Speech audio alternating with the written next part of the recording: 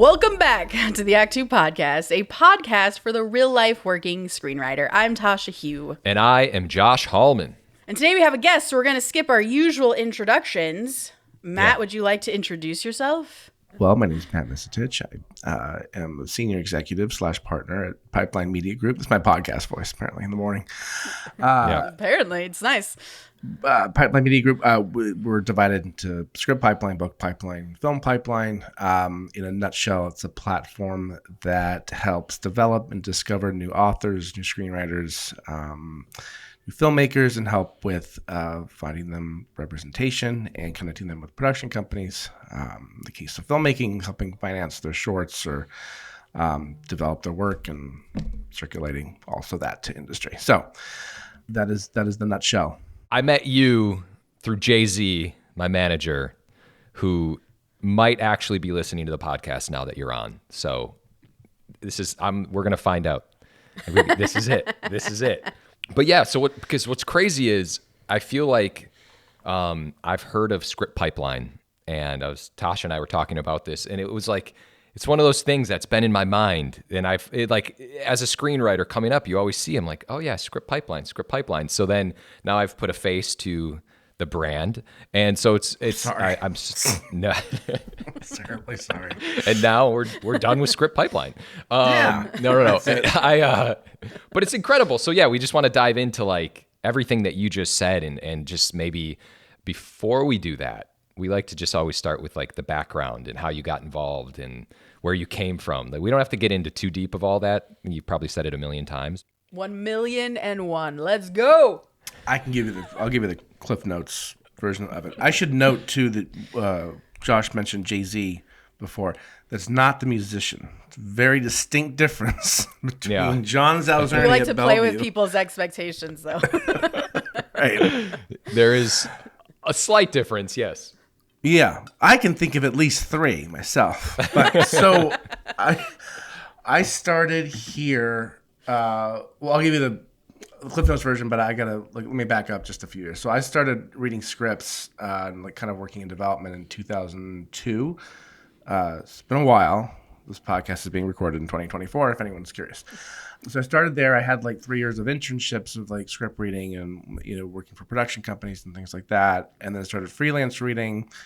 And I started here as a reader in 2006, and then took over the general management in 2008. That was the year Evan Doherty won for screenwriting. I'm skipping over little side stories that are not bad. They're like not that riveting, but they're pretty good. But I'm gonna skip over them. Oh, yada yada tease. yada. He wrote this script called Shrapnel. It was really great. Sent it to a manager friend of ours, I'm still friends with, Jake Wagner. He signed him and sent him on meetings. He was attached to like rewrite this He-Man project, which is still in development for like it's on its 9th studio or something. He was attached to this He-Man project for Warner Brothers. So it was like kind of picking up steam. One of his generals, they asked him like, well, what else, obviously what else do you have? And he's like, I've been sitting on this Snow White script. I haven't really sent it out. I'm probably coloring in details that didn't happen, but that was essentially how it went. And that was the big spec sale of 2010.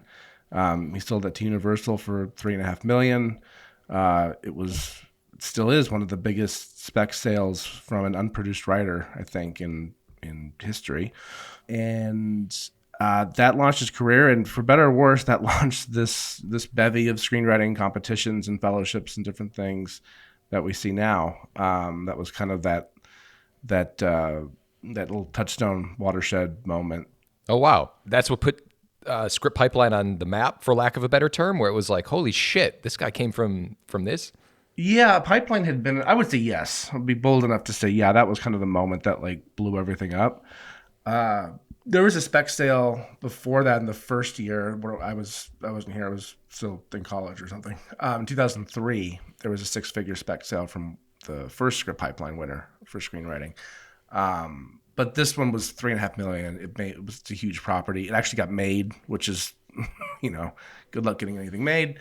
So by like 2012, when the movie came out, everyone was kind of attributing Snow White to us. That was kind of a moment. I'll flash forward to now. 2020, we had a big spec sale with Crosby Sealander. I sent his script to Kaplan Perone. They signed him like a week later. They got that script out a month later, and then that sold for $2 million. So we've had a few pretty big spec sales over the years. A few, a handful of scripts have gotten produced. Lots of options. Lots of writers signed. But you both know, you're both writers, how hard it is just to getting an option. That's fine. Getting a spec sale is even better, which is rare on its own. But then actually having that script get packaged and sent out and produced and distributed and then does well at the box office. That's like I wouldn't say it's impossible. I don't think anything's impossible. And every time someone says it's impossible to sell a spec in this market, I kind of internally roll my eyes because I know that it's not, even post-strike. But yeah, everything had to have had good timing over the years, and now I'm here. So going back, and we're not going to talk much about contests, but you do have contests that exist within script. Yeah, so they still are there, and is that a big function of what you guys do, and it's still like a way that you discover new writers and. That's still our primary thing.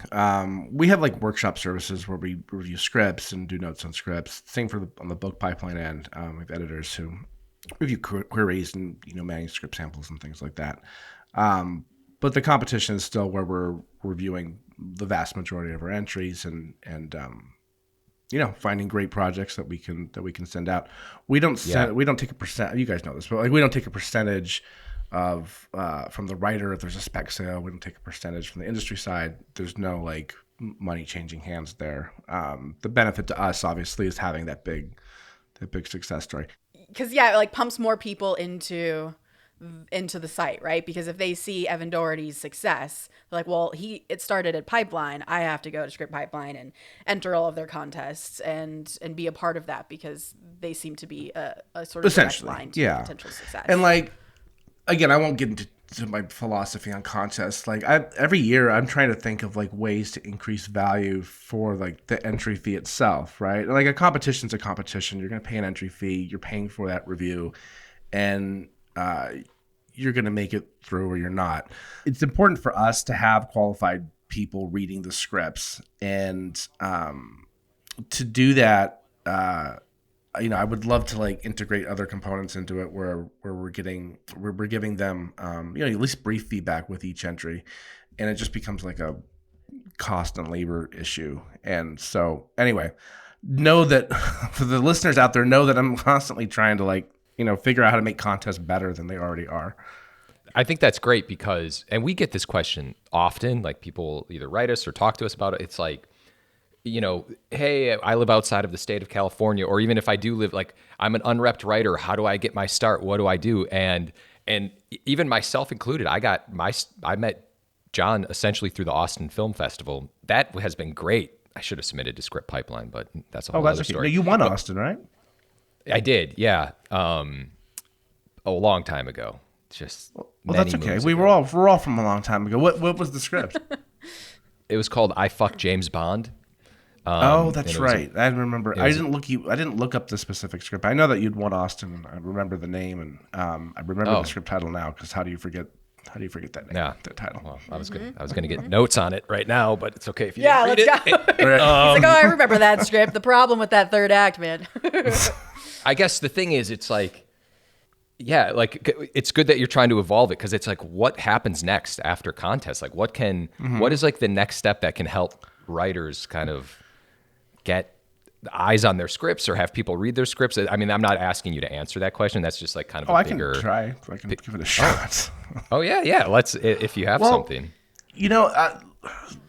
People ask about what's our success rate. It's does every finalist that you have, every winner you have get signed right after? And it's no. That's not how it works at all. I wish that was how it works.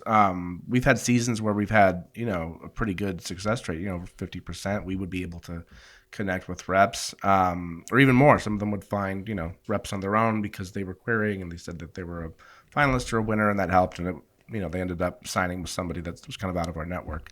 And that's all fine. But no matter how good the script is, and I hate to say this, but no matter how good the script we think it is, it's still at the whim in the mercy of the people who are reading it in that particular, and I'm going to stress this too, in that particular moment in time, right?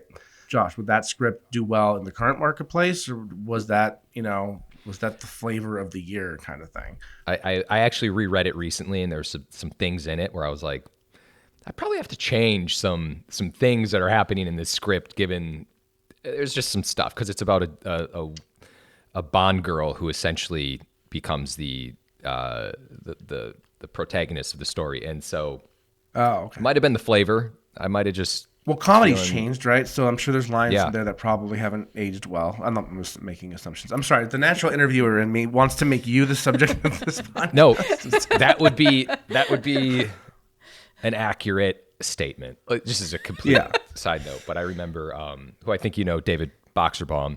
I remember he had read the script and we were taking it out, and he, like, one of his first notes was like, hey man, you say fuck a lot, like, in this script. And that was like the jumping off point of like where to begin, of like, where are we going to address notes? Can I jump in, because this is like what you just described. The pitch for Script Pipeline is such a unique thing that I've never really seen anywhere else, and I'm going to pitch it back to you to see if I have it sort of accurate about what you guys do. So there is an entry point that is contests typically, and or programs or workshops, but if I win a contest on Script Pipeline, that means I have a script that's good enough that you guys feel confident enough that you have a network yourself. You're not producers, you're not agents or managers or anything like that. You don't take a percentage. You're not going to attach yourself as a producer to Evan Doherty's Snow White and the Huntsman. Right. However, this script was so good in this contest that you're willing to send it out to a network that you've built over these 20 plus years, to hopefully connect them to either a manager or producer to just, hey, go with God. I'm just a good person. I'm Robin Hood. Right. That's a good way to pitch it. I'm going to have you pitch it for me from now on. That's incredible. I mean, no one else is doing this. It's hard to say like what we do specifically too without like sounding arrogant, I guess. But like no one really does what we do at post contest in terms of like working with our writers over the long term and reading other material. Honestly, almost probably 50% of the time, it's a different script that they placed with that ends up, hitting too.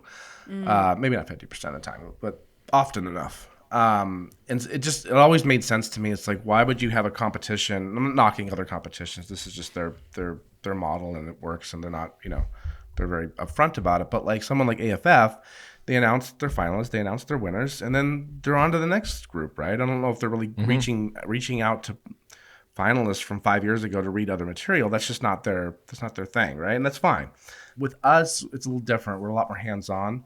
With our book side too, with our filmmakers, same thing.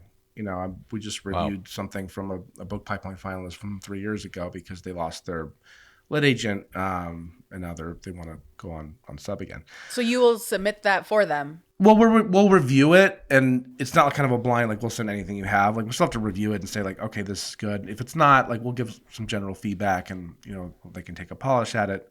We've had plenty of writers, too, who send their latest script, and I love them as writers. I think they're great, but the script might not be there yet. And I'll just be honest and say, hey, I don't think we have anybody that aligns right now, because of X, Y, and Z, and just kind of give them some general feedback. Which I think is like not that big a deal because it's not that time consuming on our end. We have a really good small development team in place that can read new scripts and kind of give informal notes.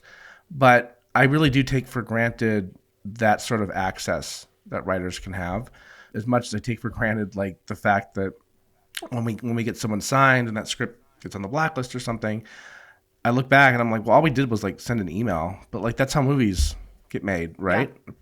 A producer sends an email to somebody who can finance it, and then that's it. So yeah, I do kind of take that access for granted sometimes, unfortunately. So in that example of someone who, hey, I'd love for you to read the script and let me know if you can make a connection, is that someone who you guys is already in your network at Script Pipeline, someone who's already won a contest or been in a workshop? It's not like Joe Schmo off the street says, hey, would you mind reading this script? No, and like sometimes we'll have a writer who I'm close with, or a recent winner or something, and says, hey, like, my friend's working on a comic book project. We're in we're kind of drifting into comic books through Book Pipeline too now.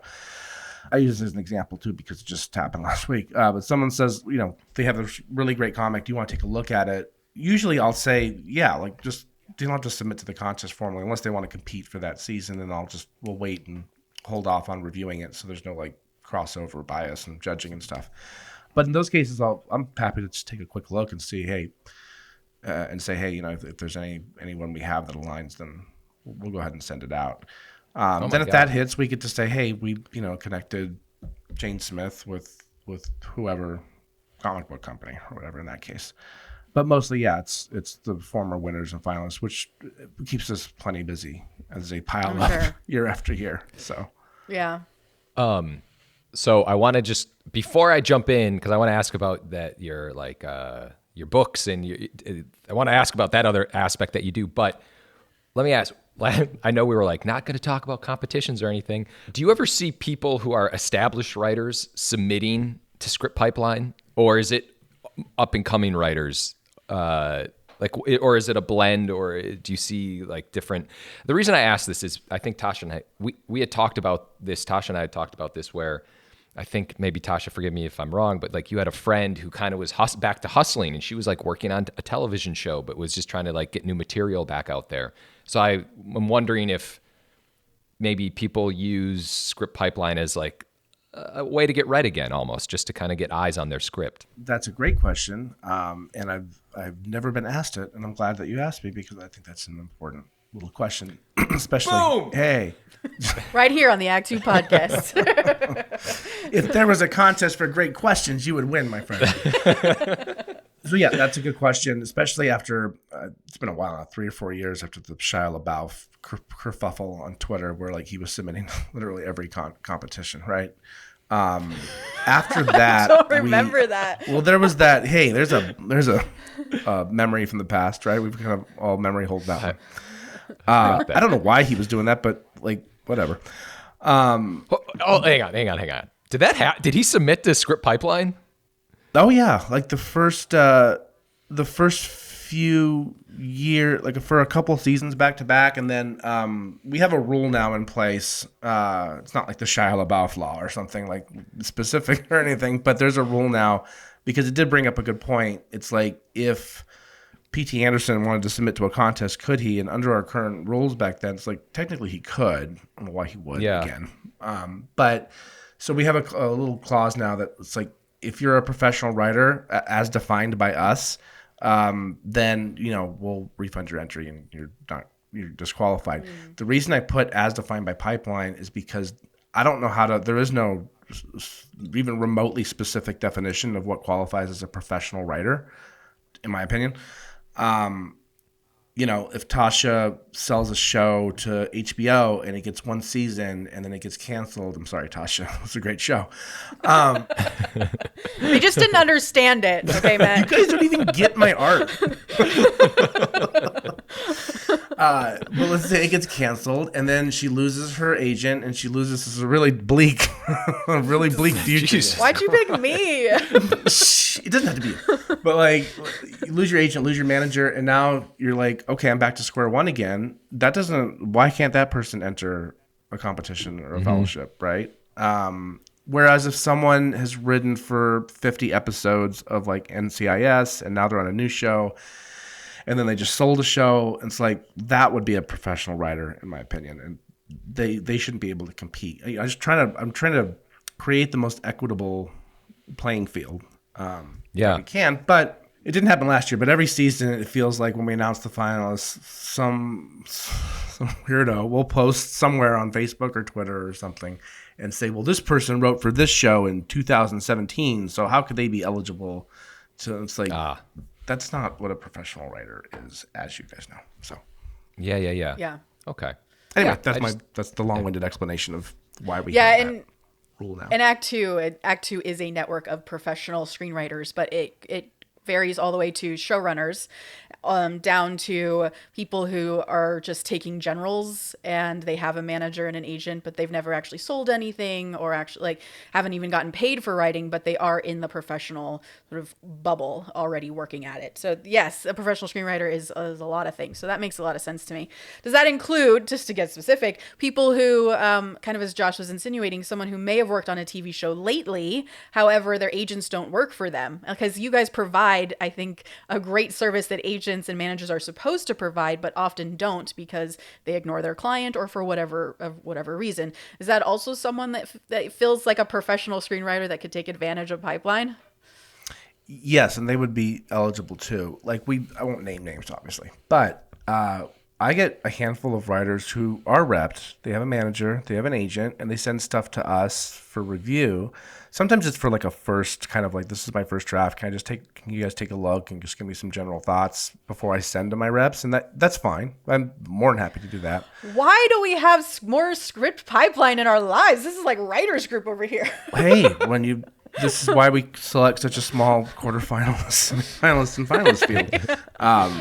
Which we've gotten yelled at before, but I think people have calmed down and understand why we do that now. It's the ones where it feels like we're doing like heavy lifting sort of development. This is really more in the publishing world than the film and TV world, where it's like, oh, they have an agent, but we're sending to small presses and the different publishers ourselves. And it's like, it's kind of your agent's job at that point. That said, I'm always happy to send it out anyway, because you never know. Like, not every manager doesn't know every single production company on the planet, right? So, if someone is repped on the film and TV end, if someone is repped, and I have a really good, let's say, indie producer, or a really good, even a bigger production company that their manager just doesn't have like a relationship with. I just did this a few weeks ago or a month ago. On a script of ours from last season, and they really loved the script. They couldn't do anything with it, but they met and they had like a general meeting, and it's different things like that are very easy for us to do, so I don't mind it. And I know how the flow of different managers and agents are all different. Some are more hands-on than others. Josh, I know your reps are, at least on the management side, are very hands-on, which is good. I'm fortunate because Jay, he's like, he's a friend at this point, so right. Which it's hard, which I'm very grateful for, because the relationship evolves over time, which starts as like certain kind of notes, and then it evolves to like, hey man, it just, so. They have to be honest with you. I think managers, especially the younger managers, they're not honest enough with their clients, because I think they're so worried about losing them, or I don't know why, but. Yeah. Well, if there's one thing I can say about my manager, is that he is honest with me. Yeah, mine too. It's brutal. For those of you who have never met this man, I understand that one completely. Just strikes a arrow through my soul. So you're saying that you also have authors, and you're doing more, you like the pipeline. Is that still what's that called? The Pipeline Media? No, that's Book Pipeline, or Book Pipeline. Book division. Pipeline. I'm sorry. Yeah. What can we just quickly, like, we don't have to quickly, but like, are you like creating IP, or is that what happens? No, so it's the same process. We have an unpublished division with now kind of a almost ridiculous 10 categories of entry. So across literary, romance, sci-fi, horror, thriller, different categories, now comic books, nonfiction, and we pick a winner for each. We award for that one, we award $25,000 total per season. And those are usually writers who are unrepped. They don't have a lit agent yet, and they're looking to get repped and get their stuff out there. That's actually been going really well. We've gotten, I think, over 15 authors over the last couple of years signed with lit agents. And a couple books have been published. One came out in September. It's called Kill for Love, now available at all online booksellers. That one's really great. It's kind of a female American Psycho set in a sorority. Cool. And that one's been doing really well. Idea. Another one's coming out in 2025. So yeah, no real complaints on the book front. Their division is for adaptations. So that's for published books only. Sell for trad published books. And for that, our winner we help develop into a script, a screenplay or pilot. Either we'll work with the author one-on-one for them to write the script, or we'll shop the project just as IP as for people on our script pipeline network who are looking for great high concept books to adapt.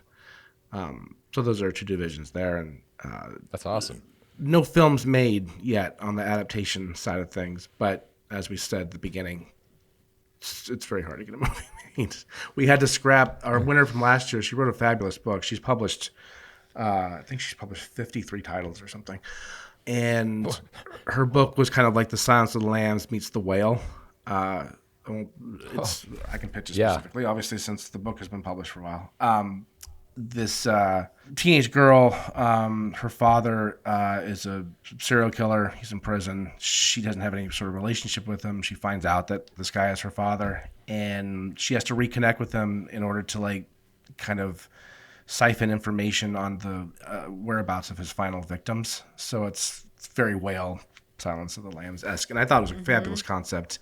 And then a few weeks after, I found out that Paramount Plus was developing, Paramount Plus or Peacock was developing a series with Dennis Quaid that's basically that exact same concept. So, we're very in tune with the realities of the industry. And I told her, let's just put a pause on developing that and we'll work on something new. So that's kind of the dynamic of what we do for book and really for everything. If we're helping develop a script from a former script pipeline finalist and we see that something else has been sold that's pretty much exactly like it, we're not going to keep put our blinders on and ignore it. It's just like, hey, this is the deal. Let's just work on something else. So yeah.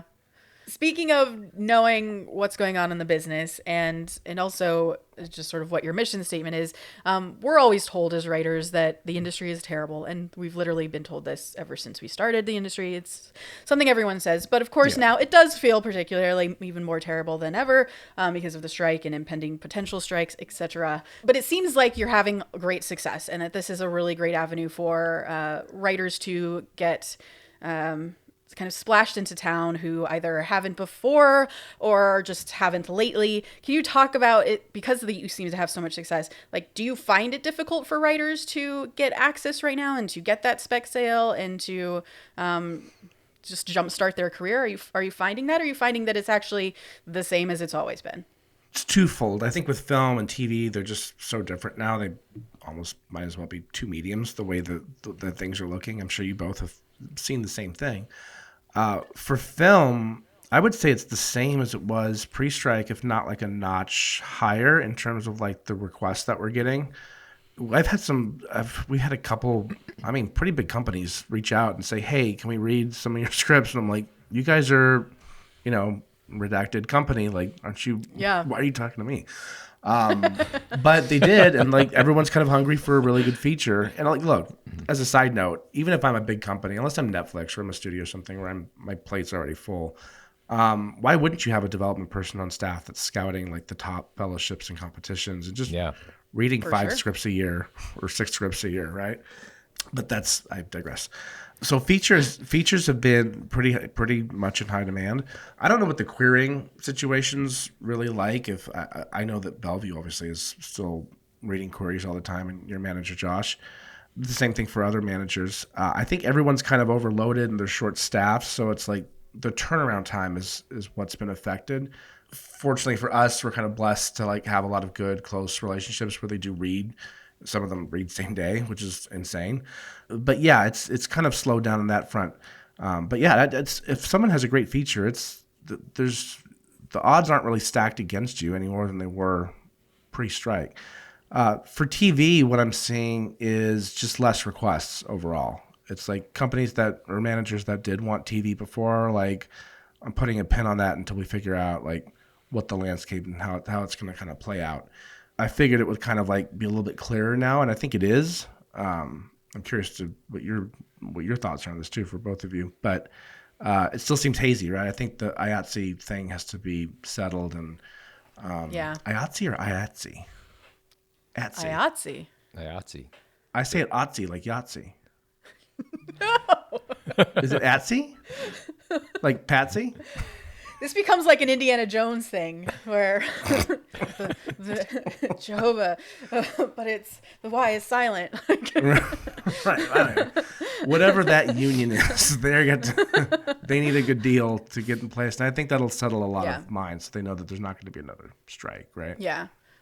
That seems to track with what I'm hearing as well, that features feel like they're the same as it ever was, that there's still opportunities and people are actually hungry to make movies. Yeah. But that, especially that there has, I mean, not like this last couple months, but there has been so many successes in theaters again that people are like, oh, like I want to replicate that success. However, in TV, it's almost like ground to a halt in some ways. It feels like people don't know what they want. They're very scared. They're very reactive, which happens all the time. But because of just all the streamers kind of collapsing in on itself, like there is a lot of uncertainty. So that's also what I'm seeing too. But it's good to know that features are, you're seeing that features are alive. Oh, yeah. That's awesome. If someone sent the next like Barbarian or some big horror script to us tomorrow, like we could send it to like 20 different places and I'm sure they would get signed instantly, you know. Careful, Matt.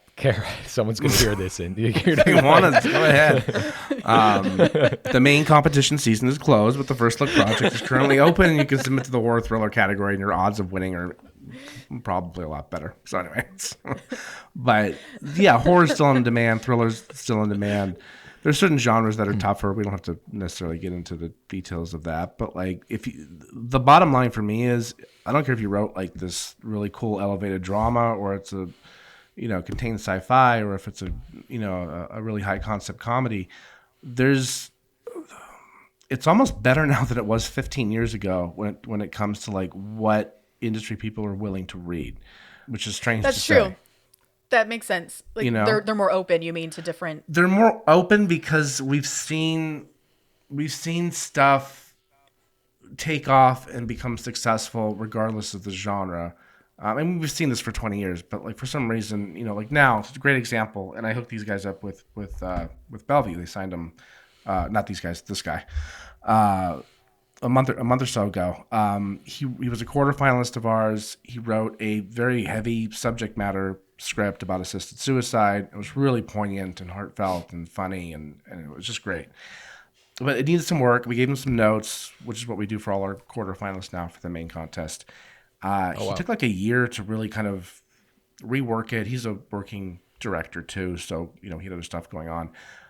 Finally sent it back to us at the beginning of this year, and I read it and reread it, and we loved it, and we sent it out, and Bellevue signed him in 8 minutes. I mean, because it was just such a poignant drama, but it's a drama. We haven't used a drama to get someone repped in a while. Sadly, maybe that's our fault. Maybe we didn't make the right friends or something. But that was really encouraging to me as far as like where the feature market is. With TV, I have a close friend who wrote a original pilot before the strike, and now it's packaged and going out. So it's like you never really know. You just have to the right scripts will land regardless of what the climate is. For sure. To me. Yeah, it's bizarre. So then do you feel hopeful about where we are in the industry, or you seem hopeful? I'm naturally unhopeful. What's the opposite? It's naturally cynical, I guess. But I am. Honestly, I don't think it's as bad as people bemoan it is on social media. It's bad for them, which is unfortunate, and it is bad overall. I'm not gonna lie. It's like there's just less stuff out there. There's less opportunities for lower level writers. It seems. I'm not on the ground floor of that, so I can't really comment on what the realities are. But it's not. I don't think it's bleak, and I don't think it's impossible. I just think it's we gotta get through this rough patch. The people who decry that theaters are dying and movies are dying and the entertainment industry is like, it's all we've heard that before. So it's all cyclical and it all changes. So there's I'm a firm believer that you have to not be like completely void of what's going on, but you do have to stay positive, because if you start, and Tasha and I were just messaging about this, if you start like saying everything is the worst it's going to be, then you almost talk yourself out of doing things, because then you can be like, well, what's the point? Why am I even writing this script? Why would I do this? As opposed to just having that natural hope that I feel like people should have.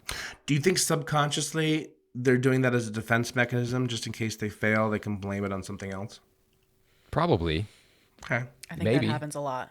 Yeah, no, for sure. I think that. I'm just asking questions. I'll be that guy on the podcast. But we should mention that you have a podcast, correct? I co-host one of our smaller ones through Pipeline Artists. Yeah. So Matt is a natural podcaster who's trying to flip it on us, Natural. Tasha. I like to flip the tables here. I'm more interested about the other people than myself.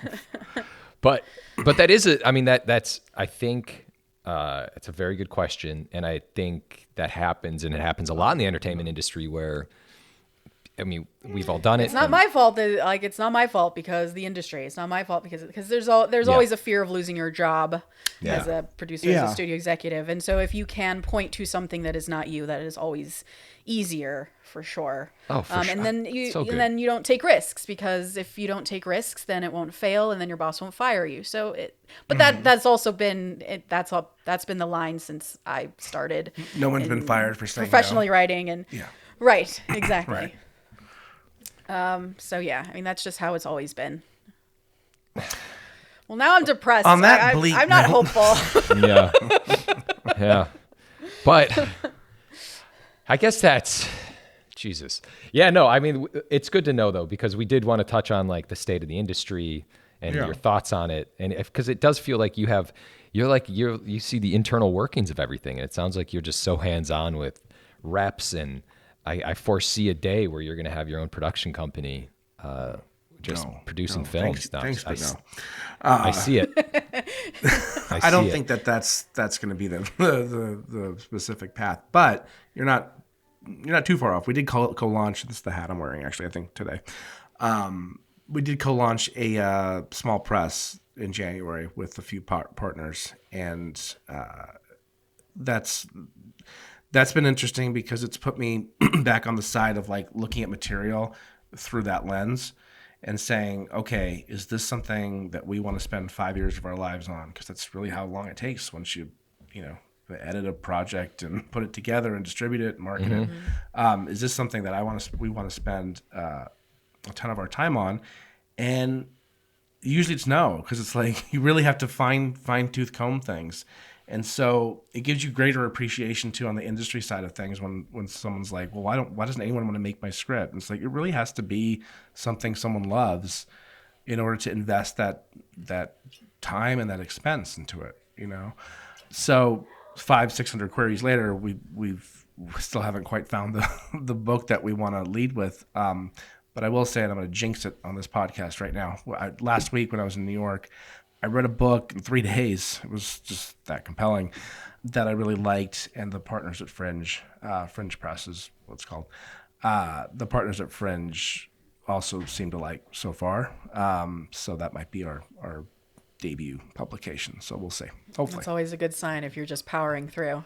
Yeah. Yeah. Speaking to kind of that idea of not wanting to be a producer, but being invested in these newer writers, what are you seeing is maybe a pattern, or if you can distill it to advice to writers that, like, what am I trying to say? What is the commonality you're seeing in writers who find success through your website? As you say, you do all kinds of genres, so it's not really genre. I don't want to put words in your mouth, but what are you seeing as a commonality to writers that you could maybe use as advice to them as they're submitting to Pipeline? Yeah, I have an answer to this. It's just a singular answer, and I've been giving it for many, many years because it's always been the same.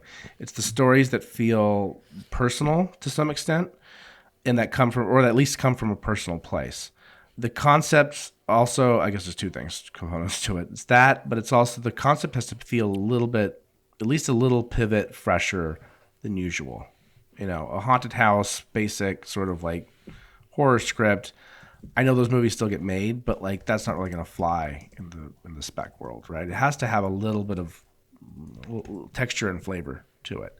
But I look at the last, 5 or 10 scripts that we've connected with managers and stuff that's gotten made even, and all of it has been like the writer wrote that because they had a certain perspective, they had a certain feeling toward a certain subject matter, and they kind of transposed that through their script. It might be a completely different plot or concept, but like those themes are there and they're embedded, and that does. You guys have read plenty of scripts. That those great scripts that comes off the page, that personal sort of feeling, right? Yeah. And Yeah. that's kind of everything. It's like what we talk about. It's like when people are like, anyone, like write what you know. Like I'll write thrillers or spy things, but there's always like a father-son element or a father-daughter element, because it's like I know those stories, but I don't know how to be a spy. But I know like I can write this and then just try to put it in a certain world. At least that's what I think is what resonates. At least I think if we were reading something, it's like that's it exactly though. It's the writers have been given that advice, which is great advice, but it's not. It's a little ambiguous. It's not write what you know. It's write what you feel. I think probably. Oh, yeah. Yeah. I never actually looked at it that way. Quote me on that. Attribute that right what you feel quote to this episode of the podcast. But it's true, right? Like, I look at the stuff that Bellevue has signed up, at least 5 or 6 of our writers over the last couple of years now, and like all those scripts, they come from a personal place, and it's like, oh, the writer had this very strong traumatic thing happen to them, where they were in this sort of world and they wanted to like bring that to life in a certain way, and they did. It feels very authentic is the word, is the key word, I think. There has to be a certain authenticity to scripts, and that's going to get people excited after they read it, and they want to. The book I just mentioned that I read last week, like I was pitching it. I was 50 pages in, and I was already like. I pictured the book cover, and I already knew like how we were going to market it. Yeah. It's little intangibles like that in a story that again that are everything. Yeah, it reminds me of in TV rooms, when I rent a room, I always make sure everyone understands this is a safe space. And It's a safe space because we get at the best stories by saying, this traumatic thing happened to me when I was 12 years old, and this is how I felt about it. This is how I reacted. This is how I think the character would do it. Yeah. So we're talking a lot about our own unique personal traumas or experiences that we've had. So it has to be a safe place, and we have to do that because that tells the best story, or that results in the best story. So yeah, the more unique and sort of specific you get, the irony is that actually that's the most relatable, and that always fascinates me. No matter what genre, too, right? You write comedy, Tasha? I write action adventure. Oh, okay. Big world stuff. All right. She writes it all, Matt. She writes it all. Sure. She's being a little shy about what she can Too do. humble. little humble. They should have non-humble spaces, just like safe spaces where people can just brag about themselves and go home. That is a fantastic idea. Because I think you have to practice overconfidence to even have any confidence at all. Yeah, brag pubs, they'll call them, where you just go in. It's like a gastro pub, craft brewery type of place.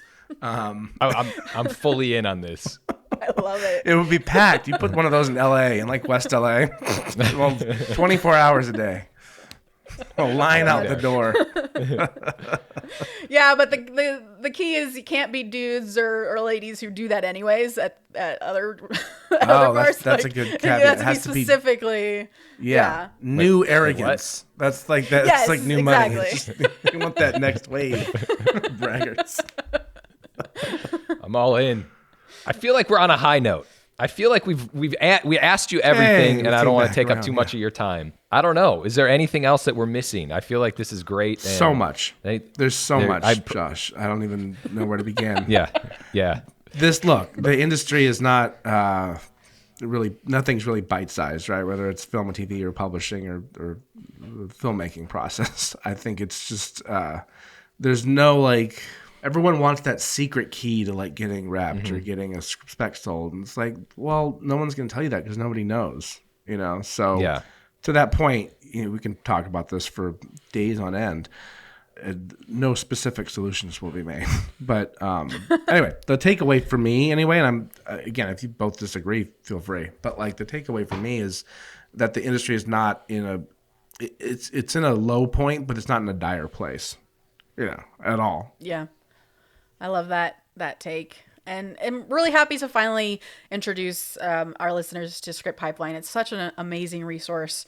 And besides the competitions, just go on this site, scriptpipeline.com. There's you have symposiums where you have like seminars where you talk about different industry topics, which is very cool. And then you can actually pay for script notes. right? Yeah, we have that through Script Pipeline, book stuff through Book Pipeline. I didn't mention Symposium. awesome. You just did. Thank you for reminding me. That's a new platform we launched a couple years ago through Pipeline Artists, which is our digital magazine platform. And it's kind of like a year-round conference in the arts where we have different one-off sessions, some free, some paid, different panels and things like that. We've had some this is our best year already, and it's only halfway through the year, which is some really good events with Lee Jessup, who's a career coach, very knowledgeable with film and TV stuff. Strangely, the last few winners or finalists we've had were clients of hers, and she really helps kind of steer people in the right direction. She's been great.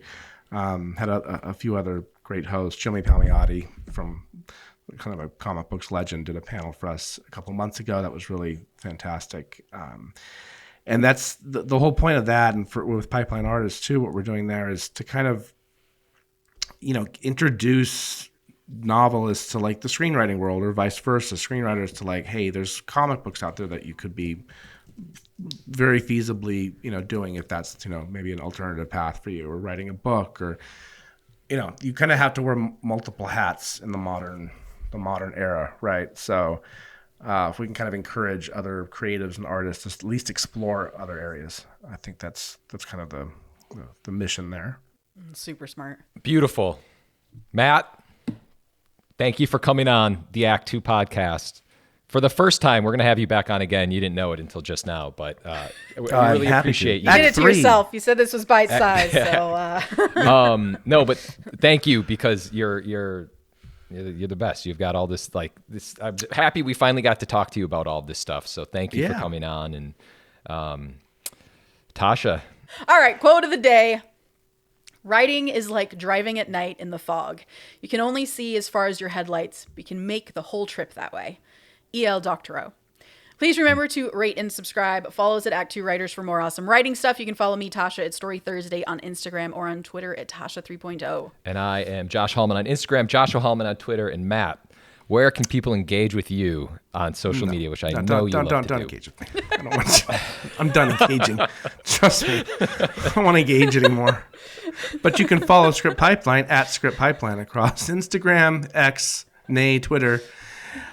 And that's it, pretty much. Those two platforms. Pipeline Artists as well. Book Pipeline, Film Pipeline.